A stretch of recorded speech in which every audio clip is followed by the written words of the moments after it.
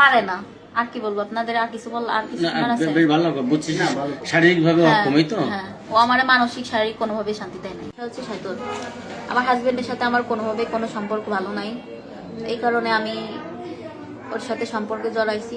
তারপরে কার সাথে একটু নাম বলো। নামটা বলা কি খুবই জরুরি? হ্যাঁ, মেহেদির সঙ্গে।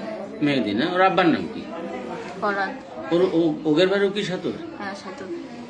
আচ্ছা বলো। তারপর ওর সাথে কথা বলতে বলতে একসময় ভালোবাসার দিকে চলে যাওয়ার পরে বাসায় অনেক ওর সাথে আমার হাজবেন্ডের সাথে ভেজাল হওয়ার পরে আমি চলে আসছি সাথর, মানে বাপের বাড়ি আসার পরে ও বলছে যে ওইভাবে থাকলে মানে একটা ঝামেলা হবে, তাই বাসা নিয়ে দেওয়ার কথা। ও বাসা নিয়ে দিয়েছে, কিন্তু ও কখনো বাসায় আসে না। তোমার স্বামীর সাথে প্রবলেমটা কি? মনে হচ্ছে না কেন বলতে দেন?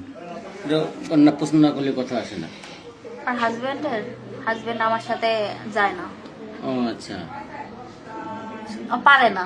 আর কি বলবো আপনাদের, আর কিছু বল, আর কিছু বলার আছে? বেশ ভালো বুঝছিস না, শারীরিক ভাবে অক্ষমই তো। হ্যাঁ, ও আমার মানসিক শারীরিক কোনোভাবে শান্তি দেয় না। শান্তি দেয় না, এই জন্য তুমি অন্য পথ বেছে নেছো। হ্যাঁ, আচ্ছা মেহেদি শিখতে কি বিয়ে করছো তুমি? না, বিয়ে করিনি। বিয়ে করো না এখন?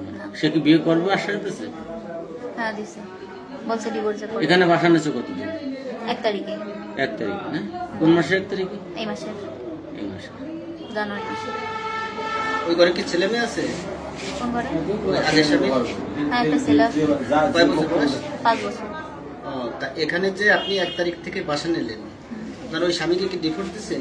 না, তাহলে আপনার পূর্বের স্বামী রয়েছে, তার আচ্ছা বিয়ে করছে নাকি? এত বিয়ে করছে নাকি? উল্টো প্রশ্ন করেন।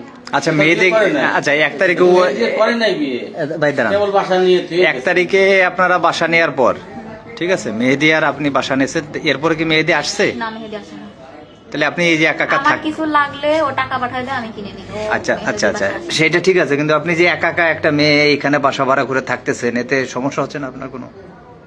না, এখনো পর্যন্ত কোনো সমস্যা হয়নি।